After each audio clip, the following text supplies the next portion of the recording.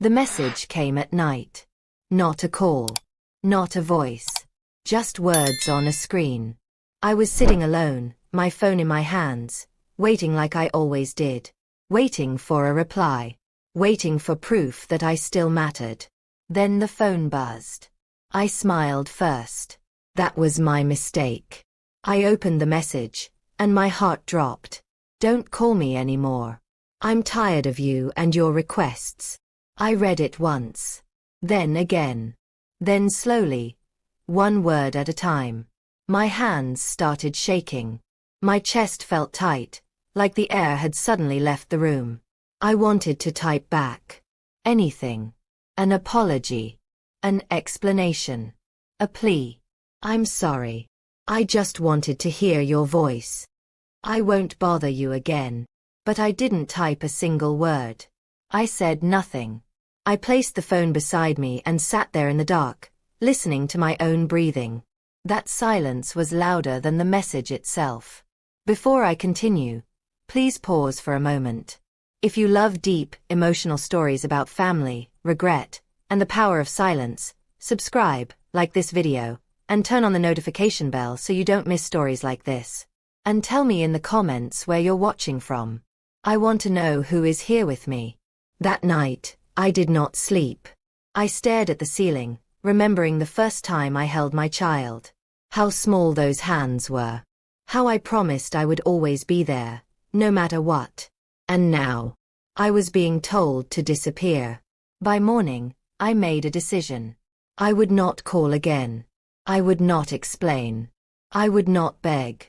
Not because I stopped loving my child, but because I finally listened. And that silence I chose would change everything. But before you think you know what happened next, you need to understand how we reached this moment. Because the message was not the beginning. It was the breaking point. And when silence speaks back, it can destroy everything you thought was safe. The morning after the message felt unreal. I woke up before the sun, my eyes burning like I hadn't slept at all. The phone was still on the small table beside my bed, face down, exactly where I left it. For a moment, I hoped everything had been a bad dream. I reached for the phone. The message was still there. Don't call me anymore. I'm tired of you and your requests. Nothing else. No follow-up. No explanation. No, we'll talk later. Just that. I sat up slowly and placed my feet on the floor. The house was quiet, but not peaceful. The silence felt heavy, like it was pressing against my chest. I went to the kitchen and put water on the stove. My hands moved without thinking. I had done these same movements for years. Wake up, cook, clean, wait. But this time, something was different. I was no longer waiting. As the water boiled, memories came rushing in. I remembered the first time my child said, "Mama." I remembered tiny shoes by the door, school bags on the chair, late nights helping with homework even when my eyes could barely stay open. I remembered promises. I'll always take care of you. You'll never be alone. I didn't ask for much in return. I just wanted to matter. I poured the hot water into a cup but forgot the tea. I stared at the steam rising, my mind far away. Requests. That word stayed with me. What were my requests? A phone call. A short visit. A little patience. Was that too much? I carried the cup to the living room and sat down. The clock on the wall ticked loudly. Every second felt longer than the last. My fingers kept moving toward my phone. I wanted to break the silence. I wanted to explain that I wasn't calling to disturb anyone. That I wasn't asking for money. That I wasn't trying to control anyone's life. I just wanted connection. But I stopped myself. The message was clear. And for the first time in my life, I decided to respect it fully. That day passed slowly. I cleaned the house, not because it was dirty, but because I needed something to do with my hands. I folded clothes that were already folded. I wiped tables that were already clean. Anything to keep from reaching for my phone. By afternoon, My chest felt tight again. What if something happens to me? What if I fall sick? What if I need help? Those thoughts used to scare me. But now, something else rose up instead. A quiet question. What if I keep living like this forever? Waiting for someone who told me to stop calling? That question hurt more than the message itself. I sat down and took a deep breath. For the first time, I allowed myself to feel something I had pushed away for years. Anger. Not loud anger. Not shouting anger. A calm, steady anger that said, "This is not right."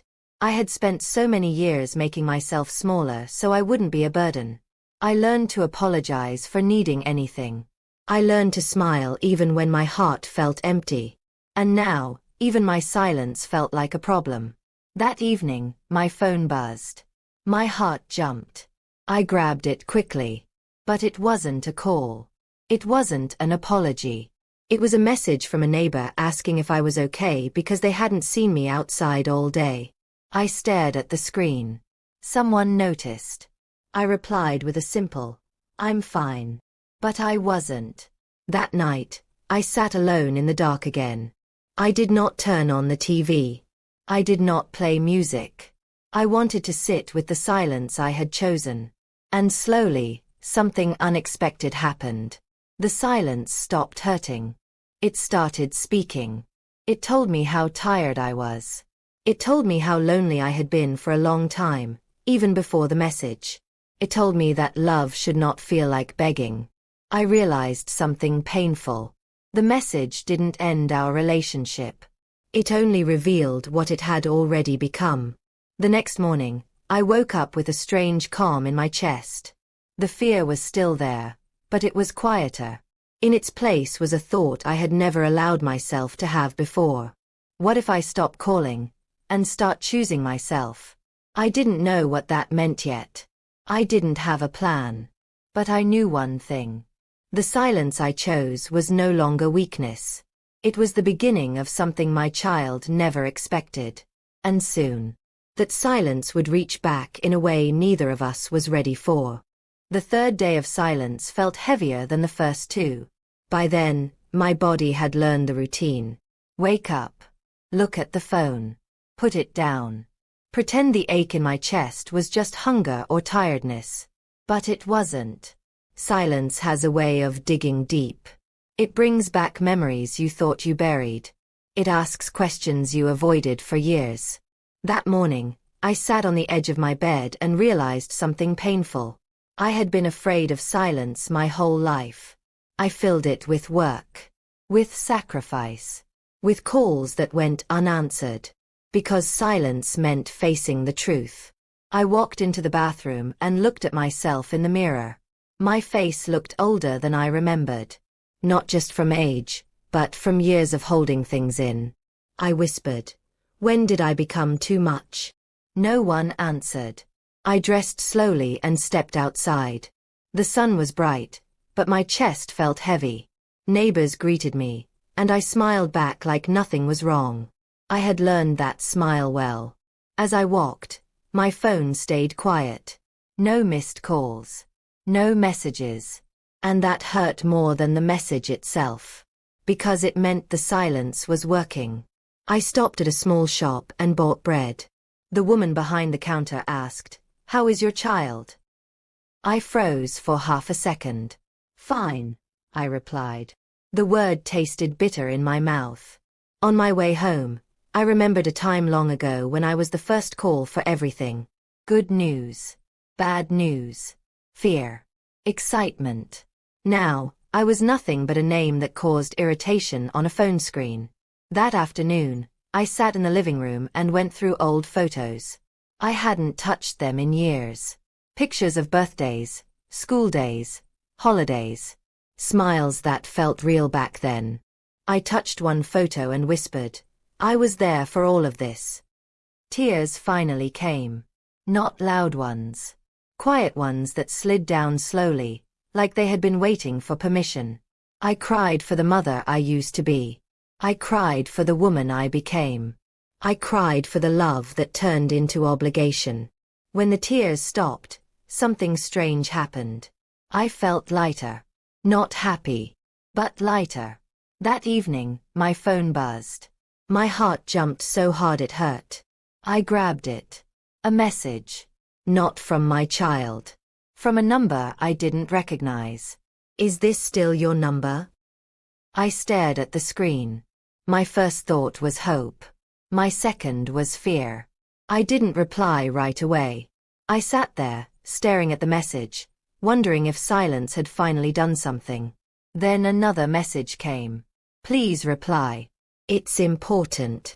My hands trembled. Important. That word again. I typed slowly. Yes. Who is this? 3 dots appeared. Then disappeared. Then appeared again. My heart beat faster. Finally, the reply came. This is about your child. The room felt like it was spinning. I stood up too fast, the chair scraping loudly against the floor. My mind raced through every terrible thought. Was there an accident? Was someone hurt? Was this my punishment for staying silent? I typed back quickly. What happened? Seconds felt like minutes. Then the reply came. Nothing has happened yet. But something is about to. My stomach dropped. What do you mean? I whispered out loud, even as my fingers typed the same words. No reply. I waited. My heart pounded. Finally, another message appeared. Please call me. I stared at the phone. Call. The very thing I had been told not to do. My finger hovered over the screen. If I called, I would break my silence. If I didn't, I might regret it forever. I sat back down slowly. This silence was my shield. But was it also my prison? I took a deep breath. And then, the phone rang. An incoming call. From the same unknown number. My heart nearly stopped. I stared at the screen as it rang and rang. Because whatever was on the other side of that call would decide whether my silence had saved me or cost me everything. The phone kept ringing. I stared at it like it might explode in my hands. Every part of me wanted to answer. Another part of me was frozen. The last clear instruction I had received from my own child was simple and cruel. Don't call me anymore. Now here I was, being asked to do the very thing I was told never to do again. The ringing stopped. My chest tightened. A few seconds passed. Then the phone buzzed again. A message. Please. This can't wait. I sat down slowly, my knees weak. My mind raced through every terrible possibility. Accidents. Hospitals. Police. Things no parent ever wants to imagine. I typed back with shaking fingers. Who are you? The reply came quickly. Someone who needs to speak to you before it's too late. Too late. Those words hit harder than the original message ever did. I swallowed hard and typed again. Is my child safe? There was a pause. Long enough to make my heart pound. Then the reply came. For now. I felt dizzy. I stood up and paced the room, my phone clutched tightly in my hand. Every step felt unsteady, like the floor might give way beneath me. I typed again. Tell me what this is about. 3 dots appeared. Then disappeared. Then appeared again. Finally, the message came. I can't explain everything by text. Please call me. I sat back down.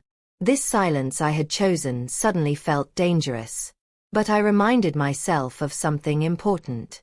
Silence had been forced on me before I chose it. This time, I was in control. I typed one last message. Say what you need to say here. Another pause. Then the reply came, longer this time. Your child has been telling people you are too demanding and won't stop calling. Someone noticed. Someone asked questions. And now things are moving in a direction you may not expect. My heart dropped.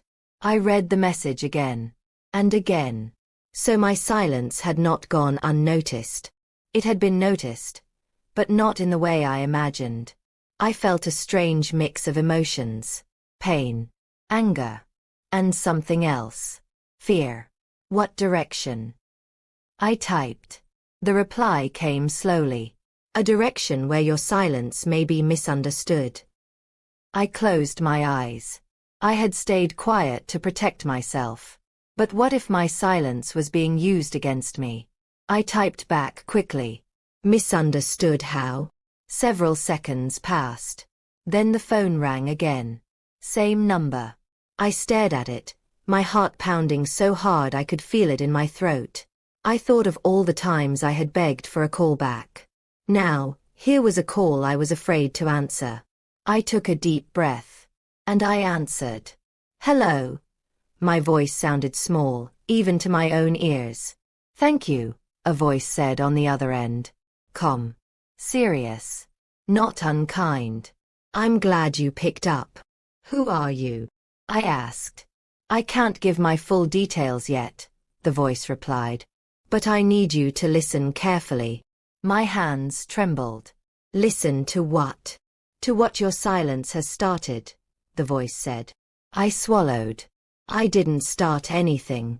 I know, the voice replied. But others don't. My heart sank. What does that mean? I asked.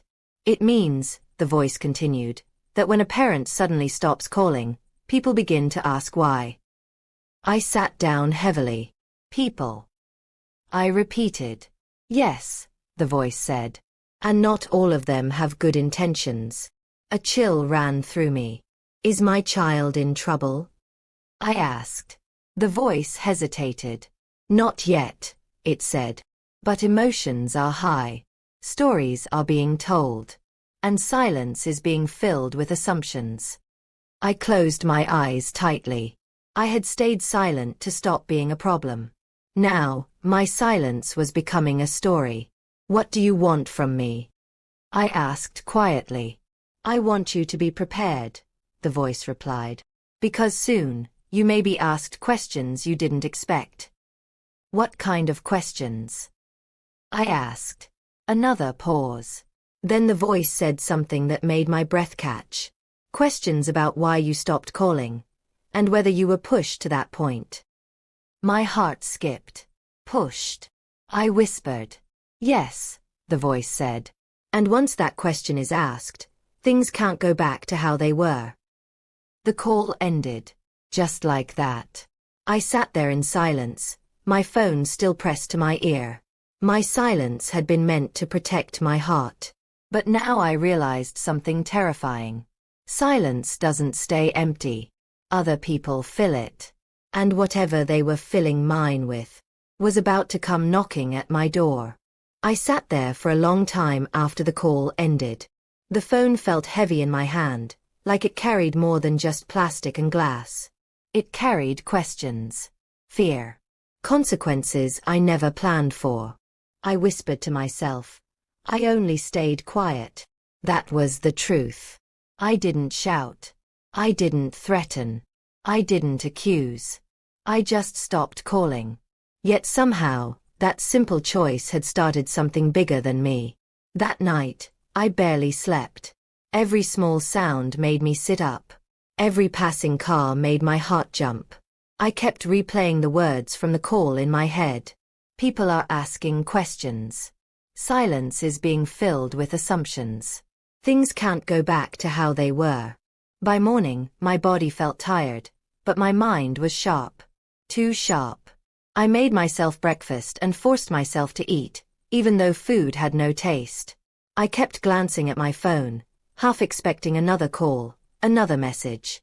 Nothing came. The quiet felt dangerous now. I stepped outside to get some air. The sky was clear, but my chest felt tight. A neighbor waved and smiled. I smiled back, pretending everything was normal. But it wasn't. As I walked, I noticed something strange. People were watching me. Not staring. Just looking a little longer than usual. I told myself I was imagining it. Fear can do that. It makes shadows where there are none. Still, I walked faster. When I got home, My phone buzzed. My heart jumped. A message. From my child. Why haven't you been calling? I stared at the screen. The question felt unreal. After everything that had been said. Now this? My fingers hovered over the keyboard. I wanted to answer honestly. Because you told me not to. Because I was tired of feeling unwanted. Because I needed to protect myself. But I remembered the voice on the phone. Be prepared. So I typed carefully. I'm giving you the space you asked for. The reply came quickly. I didn't mean forever. My chest tightened. Not forever. Just until I learned my place. I didn't reply. Minutes passed. Then another message. People are asking why you suddenly stopped calling. I froze. So it was true. I typed slowly. Who is asking? 3 dots appeared. Then disappeared. Then appeared again. Finally, the reply came. Family. Friends. Even someone official. My hands started shaking. Official. That word echoed in my head. I sat down heavily on the couch. What are you telling them? I typed. There was a long pause. Too long. Then the reply came. I told them you were stressing me out. I closed my eyes. So my silence had become proof. Proof that I was too much. Proof that I was difficult. Proof that I was the problem. I typed back. Did you tell them what you said to me? No reply. I waited. Nothing. That silence hurt more than any words. I placed the phone down and pressed my hands together, trying to steady my breathing. I felt like the ground beneath me was shifting, slowly but surely. I had stayed silent to protect my heart. Now, I might need to speak to protect my truth. That afternoon, there was a knock at my door. Not loud. Not aggressive. Just firm. My heart jumped into my throat. I stood up slowly and walked toward the door. My legs felt weak, but my back stayed straight. When I opened it, I saw 2 people standing there. Strangers. One held a notebook. The other wore a calm, serious expression. Good afternoon, one of them said gently. We'd like to ask you a few questions. My mouth went dry. About what? I asked. They exchanged a quick glance. About your recent silence, the person said. And what led to it? My heart pounded. So this was it. The silence had finally spoken. And now, I had to decide whether to keep protecting everyone else, or finally tell my side of the story. Because whatever I said next would change everything. I stood in the doorway, my hand still on the door handle, staring at the 2 strangers. They did not look angry. They did not look rushed. That scared me more. Yes. I asked carefully. We won't take much of your time, one of them said gently. May we come in? I hesitated. For years, I had opened my door for everyone else's needs. This time, I paused. Then I stepped aside. They walked into my living room and sat where I pointed. One opened a notebook. The other looked around quietly, taking in the small space, the neat furniture, the framed photos on the wall. This won't take long, the one with the notebook said. We just need clarity. Clarity about what? I asked, sitting across from them. About why communication suddenly stopped, they replied. And whether it stopped by choice. My heart beat harder. By choice. I repeated. Yes, they said. Or because you felt pressured. I took a slow breath. I had practiced this moment in my head all night without knowing it. I stopped calling, I said slowly, because I was told to. The notebook paused mid-page. Told to? The person asked. Yes, I replied. In writing. I reached for my phone. My hands shook, but I did not hide it. I opened the message and turned the screen toward them. They leaned in. Neither of them spoke for a long moment. Finally, one said quietly, May we read it again? I nodded. They did. When they looked up, their faces had changed. Not shocked. Concerned. You didn't respond? One asked. No, I said. I stayed silent. Why? They asked. I swallowed. Because I was tired of apologizing for existing. The room went quiet. One of them cleared their throat. Did anyone tell you that staying silent could be misunderstood? Yes, I replied. But I didn't know it would become this. They exchanged another look. Can you tell us, the one with the notebook asked, how often you were calling before? I thought carefully. Once a day, I said. Sometimes just to ask how things were. And how were those calls received? They asked. I smiled sadly. With sighs. Short answers. Or not at all. They wrote something down. Were you asking for money? One asked. No, I said quickly. Never. Were you asking for help? They continued. No, I replied. Just conversation. Another pause. Did you feel like a burden? They asked. The word hit me hard. Yes, I said honestly. I was made to feel like one. Silence filled the room again. Then one of them said something that made my chest tighten. We've been told a different story. I looked up. What story? That the calls were constant, they said. That boundaries were ignored. That silence was necessary for peace. I let out a slow breath. So my silence became proof, I said. They didn't deny it. Have you ever raised your voice? One asked. No. Threatened? They asked. No. Shown up uninvited? They asked. No. They both stopped writing. One of them leaned back slightly. Then this is not what we were led to believe. I felt something shift inside me. Not relief. Permission. Can I ask you something? I said quietly. They nodded. When a parent is told not to call anymore, what are they supposed to do? Neither answered right away. Finally, one said, there is no rulebook for that. I nodded slowly. Then I chose the only thing left. Silence. They closed their notebook. Thank you for your honesty, one said. We may need to follow up. Follow up how? I asked. They stood. By speaking to the other side, they said. My heart skipped. And what happens then? I asked.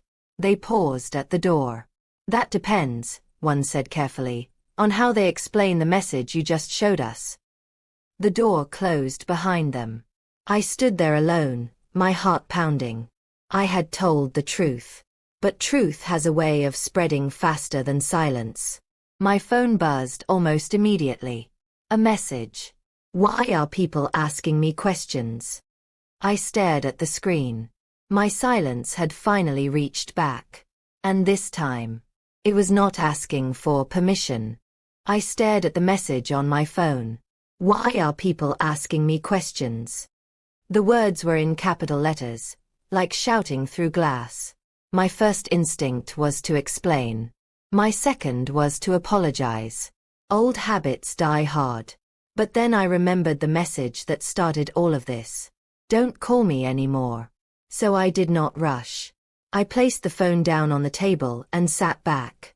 My heart was beating fast, but my hands were steady. That surprised me. For the first time, I was not reacting. I was choosing. Minutes passed. Then another message came. What did you tell them? I closed my eyes. I thought about the two strangers sitting on my couch. Their calm faces. Their careful questions. The way they paused when they read the message. I picked up my phone and typed slowly. I told the truth. The reply came almost instantly. What truth? I swallowed. That you told me not to call anymore. Silence. No dots. No reply. That silence felt different from the others. It was not empty. It was heavy. I stood up and walked to the window. Outside, life went on like nothing had changed. People walked by. Cars passed. Somewhere, someone laughed. Inside my chest, something was breaking and healing at the same time. My phone buzzed again. Why would you show them that? I leaned against the wall. Because they asked why I stopped calling, I typed. Another pause. Then, you made me look bad. I closed my eyes. There it was. Not I hurt you. Not I'm sorry. Just fear of how it looked. I typed back carefully. I didn't add anything. I didn't take anything away. 3 dots appeared. Then disappeared. Then appeared again. You could have called me first. My chest tightened. Called. After being told not to. I typed slowly, each word heavy. You told me not to. This time, the silence stretched longer. I sat down again, my legs suddenly weak. My phone buzzed once more. They think I'm heartless. I stared at that sentence. I wanted to say, no, they think you're honest. I wanted to say, this is what your words sound like outside your head. But I said something else. Something true. They think words matter. No reply came after that. The house felt too quiet. I got up and made myself tea, my hands moving slowly, carefully. I needed something warm to hold. Something real. As the kettle boiled, my phone rang. Not a message. A call. From my child. I stared at it. This was the moment I had imagined so many nights. The phone ringing. My heart racing. My finger rushing to answer. But now, my body did not move. The ringing stopped. A second later, a message came. Please call me. I sat down heavily. Please. That word again.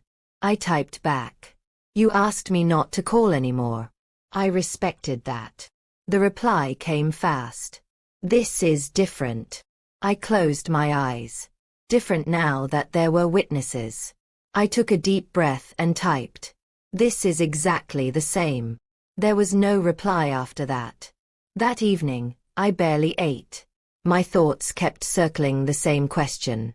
When did my need for peace become a threat? As night fell, there was a knock at my door. My heart jumped. I walked slowly toward it, every step loud in my ears. When I opened the door, I froze. It was my child. Standing there. Eyes tired. Face tight. Hands clenched at the sides. Why didn't you call me back? They asked immediately. I stepped aside. You told me not to call. They walked in, pacing the room like a trapped animal. Do you know what they're saying? They demanded. Do you know how this looks? I sat down. I know how it felt, I said quietly. They stopped pacing and turned to me. This is getting out of control, they said. People are involved now. You invited them in, I replied. With your words. They shook their head. I was just frustrated. And I was just hurt, I said. Silence filled the room. Then they said something that made my heart drop. They want to talk to me again tomorrow. I looked up sharply. About what? I asked. They said, they replied, swallowing hard. They want to understand the relationship. The room felt smaller. What did you tell them? I asked. They didn't answer right away. Then they said quietly, I told them you wouldn't stop calling. I closed my eyes. There it was. The story. The one that made my silence look dangerous. I opened my eyes and met their gaze. And did you tell them what you texted me? I asked. They looked away. No, they said. The truth settled between us like a weight. Tomorrow, stories would collide. And only one of them could survive the light. I sat back, my heart pounding. Because the next day would decide everything. And this time, silence would not be enough. I did not sleep that night. I lay on my bed staring at the ceiling, listening to the slow sound of my own breathing. Every few minutes, my mind replayed the same moments over and over. The message. The silence. The questions. The knock on the door. And now, tomorrow. Tomorrow stories would be compared. I wondered which story would sound more believable. The one told calmly. Or the one told loudly. I got out of bed before sunrise and sat in the living room. The house felt different now. Like it was holding its breath with me. I made tea and let it cool without drinking it. My hands were steady, but my chest felt tight. I kept thinking about one question. When did wanting peace turn into a crime? My phone buzzed. A message. We need to talk before they come. I stared at it. Before they come. So it was real. I typed back. There's nothing left to explain. The reply came fast. You can't just let them believe you. I frowned. Believe what? I typed. A pause. Then. That I'm a bad child. I closed my eyes. That word again. Bad. Not hurtful. Not careless. Just bad.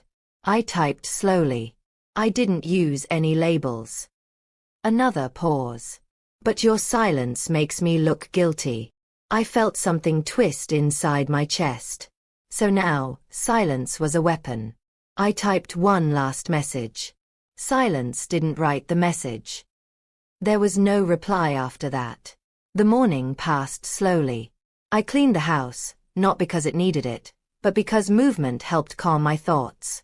I wiped surfaces that were already clean. I straightened pictures that were already straight. Around midday, my phone rang. Not my child. A number I recognized. The same people. I answered. We're on our way, a calm voice said. Is this still a good time? Yes, I replied. My voice sounded steadier than I felt. When I hung up, I sat down and placed my hands on my knees. I whispered. Tell the truth. Just the truth. There was another knock at the door. This time, my child was already there. Standing outside. They looked tired. Their eyes were red. Their shoulders were tense. Can I come in? They asked quietly. I stepped aside. They walked in and stood near the door, not sitting, like they might leave at any moment. They're coming, right? They asked. Yes, I replied. They're going to ask questions, they said. Yes, I said again. They're going to judge me, they added. I looked at them. No, I said calmly. They're going to listen. They rubbed their face with both hands. I didn't think it would go this far, they said. I didn't either, I replied. I just stopped calling. They looked at me sharply. You could have told them you misunderstood, they said. I shook my head. I understood perfectly, I replied. Silence filled the room. Then they said something that surprised me. What if I apologize? They asked. I looked at them carefully. To me? I asked. They nodded. Or to them? I asked. They hesitated. I didn't press. Because that hesitation already answered the question. There was a knock at the door again. This time, it was firm. I stood up. My child swallowed hard. This is it, they whispered. I opened the door. The two people stepped inside and greeted us politely. They sat down across from us, notebooks ready. Thank you for meeting again, one of them said. My child sat stiffly beside me. We just want to understand both sides clearly, the other said. They turned to my child. Can you explain, they asked gently, why you asked the calls to stop? My child opened their mouth. Then closed it. Then spoke. I was overwhelmed, they said. I needed space. The notebook moved. And how did you ask for that space? One of them asked. My child glanced at me. Then looked down. I sent a message, they said. Do you remember the exact words? The person asked. My child hesitated. The room felt very small. I don't remember exactly, they said. I reached for my phone.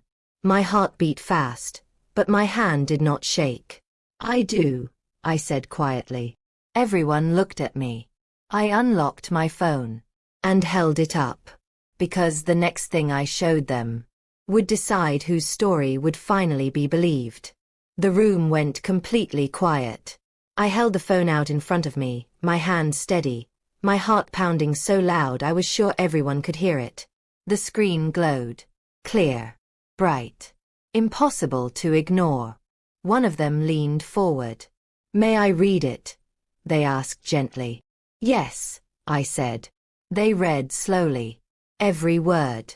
Every line. Every sharp edge. No one spoke while they read. Not me. Not my child. When they finished, they looked up, not at me, but at my child. "Is this the message you sent?" one of them asked. My child swallowed hard. "Yes," they said quietly. "And this was the last message?" the other asked. "Yes." "And after this," they continued, "there were no calls from you?" "No," my child replied. They turned to me. "And after receiving this message, what did you do?" one of them asked. "I stayed silent," I said. "Exactly as I was told." "Did you send any reply?" they asked. "No." "Did you call?" they asked. "No." "Did you show up?" they asked. "No." They wrote something down. The room felt heavy now. Not tense. Heavy. Like truth had weight. One of them looked at my child again. "You told us the calls wouldn't stop," they said calmly. My child's shoulders stiffened. "But this message," they continued, tapping the phone screen gently, "clearly asks for no more calls." My child said nothing. "And after this," the other added, "there were no calls." Still silence. "So the silence," one of them said slowly, "was compliance." That word hung in the air. Compliance. Not punishment. Not manipulation. Compliance. My child's breathing changed. "I didn't think they would actually stop," they said suddenly. The words fell hard. The room froze. "You didn't think they would stop," one of them repeated. My child shook their head. I was angry. I needed space. I thought they would call again later. I felt something crack inside my chest. Not loudly. Quietly. "I didn't think silence would turn into this," my child added. I finally spoke. "You didn't think I would listen," I said. My child looked at me. Their eyes were wet. "I didn't think you would disappear," they whispered. "I didn't disappear," I replied softly. I stood still. The room was silent again. One of them closed their notebook. "Thank you," they said. "That helps clarify a lot." "Clarify what?" my child asked quickly. "That the silence was not neglect," they replied. "It was a response." My child's face drained of color. "So, what happens now?" they asked. The two of them exchanged a look. "There are concerns," one said carefully. "Concerns about what?" my child asked. "About communication patterns," they replied. "About emotional pressure. And about how silence was later described." My child's voice shook. "Are you saying I'm in trouble?" "We're saying," the other replied, "that the story you told does not match the evidence." I felt my hands grow cold. Evidence. The word sounded final. My child stood up suddenly. "I never meant to hurt anyone," they said. "I was stressed. I was tired." "I was tired too," I said quietly. "But I didn't tell you to disappear." The room felt like it was closing in. One of them stood. "We will need to take some time to review everything," they said. "There may be follow-up steps." "What kind of steps?" my child asked, panic rising in their voice. They paused. "Steps that ensure no one is being emotionally harmed," they said carefully. Emotionally harmed. My child sat back down, shaking. The meeting ended shortly after. They thanked us and left. The door closed. The silence that followed was different. It was thick with consequences. My child turned to me slowly. I didn't think it would go this far, they said again. I know, I replied. You could have stopped this, they said. You could have called me. I looked at them. And said what? I asked. That I'm sorry for listening. They covered their face with their hands. I feel like I'm losing control, they whispered. I nodded. That's how I felt when I read that message, I said. They looked up at me, eyes red. Are you happy now? They asked. The question hurt. But I answered honestly. No, I said. I'm finally heard. There was a knock at the door again. Both of us froze. I stood up slowly and walked toward it. Because whoever was on the other side was about to decide what this silence would cost, and whether the truth had arrived too late. I opened the door slowly. It was not the two people from before. It was someone else. Someone official. My heart dropped into my stomach. They spoke calmly, politely, like people who have said difficult things many times before. We just need a few minutes, they said. I stepped aside. They came in, looked around, and asked us both to sit. My child's hands were shaking now. Mine were not. That surprised me. They asked a few final questions. Simple ones. Did you feel afraid to keep calling? Yes, I answered. Did you feel pressured to stop? Yes. Did you intend to punish anyone with your silence? No, I said. I just wanted peace. They nodded. Then they turned to my child. Did you expect the calls to continue after the message? They asked. My child hesitated. Then whispered. Yes. Why? They asked. I didn't think they would really stop, my child said. I thought, they always come back. That sentence broke something open in the room. Always come back. I closed my eyes. That was it. That was the truth hiding under everything. They thanked us and stood up. We'll be in touch, they said. And then they left. The door closed. The house was silent again. But this silence was different. It was honest. My child turned to me, eyes full of fear and regret. I didn't know, they said. I didn't know silence could do this. I looked at them gently. I didn't know either, I replied. Until I lived inside it. They stood up slowly and came closer. I'm sorry, they said. Not because people are involved, but because I forgot you're human too. I nodded. That apology mattered. Not because it fixed everything, but because it was real. I won't disappear again, they said. Not like that. I took a deep breath. I won't chase again, I replied. We stood there, facing each other, not as someone powerful and someone small, but as two people who had finally learned something painful. Silence is not empty. It remembers everything. In the weeks that followed, things changed. Calls became slower. Words became softer. Boundaries became clear. And for the first time, I was not afraid of losing anyone. Because I had already found myself. If this story touched your heart, please subscribe, like this video, and turn on the notification bell for more powerful, emotional stories. Tell me in the comments. Should a parent keep calling after being told to stop? Or is silence sometimes the strongest answer? Remember this. Silence is not weakness. It is what happens when love finally stops begging. Thank you for listening.